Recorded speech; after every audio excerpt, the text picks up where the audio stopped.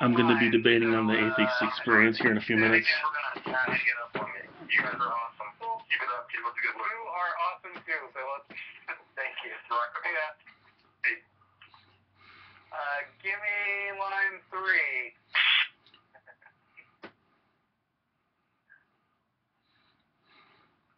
Hello, Joseph in Colorado Springs. How are you doing today? Pretty good. How are you? Not too bad. I wanted to ask you a question. I was asked to call into the show by somebody actually. And the topic I wanted to cover was objective morality. All right.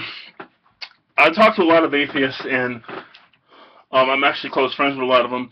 And I just kind of wanted to know, how do you justify without objective morality? And I'm not saying that you need how do I say this? How do you justify things that you do as being moral without having a set of of guidelines to call things moral? I'm gonna let our guest go first again, unless you need some support. No, I'm sure you've had to talk about this a lot this year. This comes up a lot. I think that this desire for objective anything is an illusion, a desire for something that doesn't really exist. When I was a pastor, people wanted to know about the ideal church, or the ideal behavior, or the ideal way of praying, or the ideal worship service, or whatever. They always were looking for this idealism, this sort of platonic purity, that we could somehow access to that. If we could get to that, that pristine, if we could find the perfect coffee mug, then we could fashion every other coffee mug after that coffee mug, and we would have perfect coffee mugs. And I just think none of that exists. Like, I don't think any of that is real. I really feel like morality is the way that we have together chosen to maximize the experience of our lives and the life and experience of other people. I think morality is the way that we behave that helps the most people experience the most joy and happiness in life. And when we inhibit other people's happiness in ways that we could avoid doing that, to me that becomes a question of morality. Let me add on to that for a minute. I think that there are different ways that objectively could be used, and I think a lot of morality is based around, like Ryan said, trying to maximize the happiness of people around us, and also, in a bigger sense, sort of getting along with each other as a large-scale society. And morality is going to have to be about accomplishing the goal of living up to particular values that you have.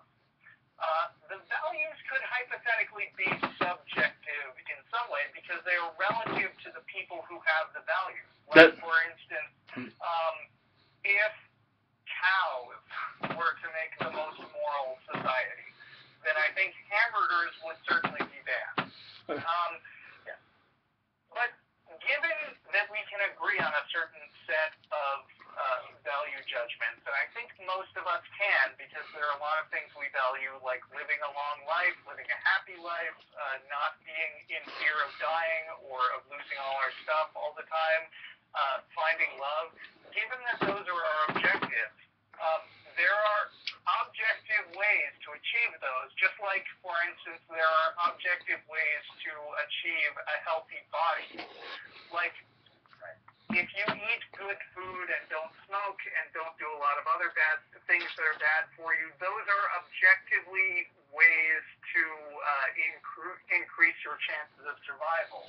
And similar to that, behaving in what we refer to as a moral fashion is a way of maximizing, like Ryan said,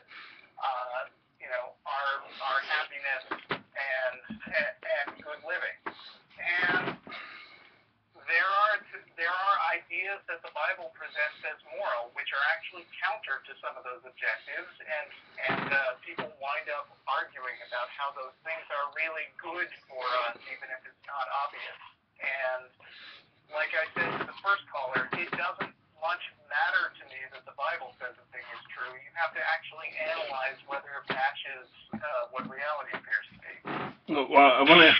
ask you guys a question. So, would you say at large, I guess morality would depend on the society or the group of people that you're talking about, like if well, I think we could all agree, probably most of us would agree that killing somebody or raping somebody or hurting a child probably wouldn't be moral, but there are societies where that's totally acceptable in. Yeah, the Bible doesn't always agree with that either. What do you mean? Yeah, I mean, I think morality has evolved in the same way that people have evolved. And what I meant before by there not being this objective, sort of like big with a capital O objective standard, is that I think morality is an open source project, right? It's a wiki. We're always working. Geek after my own heart. We're always working together in society. This is what democracy is about, right? Democracy is about all of us, theoretically, working together to decide what is the good life and how do we give the most people, ideally all people, access to that good life. A society where most of the members agree that rape is a good idea might be great for potential rapists. Maybe, maybe not. It's definitely bad for the rape victims. But there's enough of that behavior, and something would change. I don't think. Take murder, for example. If there was that stupid film that came out a few days ago where they suspend all the laws for a day, and everybody just goes around killing. Oh yeah, I heard about that. Yeah. It was just a guy I don't think Slater or something. Yeah. And it was this idea, if we suspended all moral values for a day, what would people do? Would they just go around randomly murdering people? And I just think society wouldn't last. And the reason why we have moral standards, roughly speaking, in society is because we've learned that this is the best way to live together. Killing people is not productive to the flourishing of society, the advancement of our species. It just doesn't work. Now, it's not practical. What I want to ask you is, I don't know if you guys got a heads up to this before you guys answered the call from me. You're aware of what Calvinism teaches, right? Yes. Okay. Calvinists believe that, correct me if I'm wrong here, it's predetermined whether you are going to heaven or hell or not. And you cannot change your ultimate fate, but you can demonstrate through your actions where you're ultimately intended to go. Is that right? Right. But I did want to ask you a question. So if you believe, let's just say that all moral values were suspended for a day, you kind of hit on that, and it made me think of something, so I'm going to ask you a question. Do you believe that people would act out, would go and do those sort of things? Because if you do, I think some people would. I don't have any particular interest in raping anyone. Oh, no, I'm not saying you do. I'm just, But somebody would take it out if they knew there were no consequences. Yeah. Sometimes threat of punishment will keep people from doing that. Yeah, but here's the thing. I am for social consequences, and I'm for societal decisions to punish bad actors. But I was going to say, but if people would do that, doesn't that speak to the doctrine of total depravity? Of what? Total depravity. No, because I said some people would probably kill each other, but I think most people wouldn't. Even as a Christian, I didn't believe it. Well, it doesn't have to be killing each other. It could be theft. It could be, well, I can't do nothing. I can't get in trouble today, so I'm going to go steal from this store, or I'm going to go commit this crime. It doesn't have to be murder. We're not all Charles Mansons running around. That would be great for the thief. It would be really harmful for the store owner.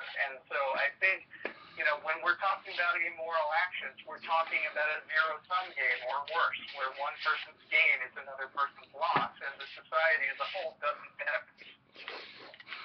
Even just with a theory of large numbers, it's not going to last.